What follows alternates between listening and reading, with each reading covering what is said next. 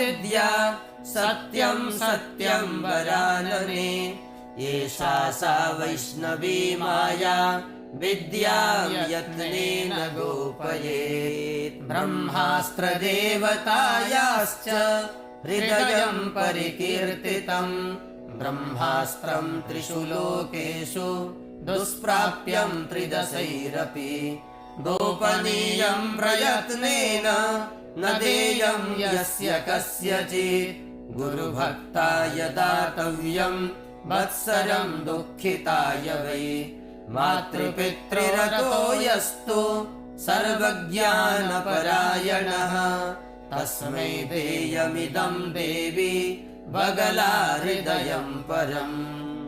मातृपितृरतो यस्तु सर्वज्ञानपरायणः तस्मै देयमिदं देवी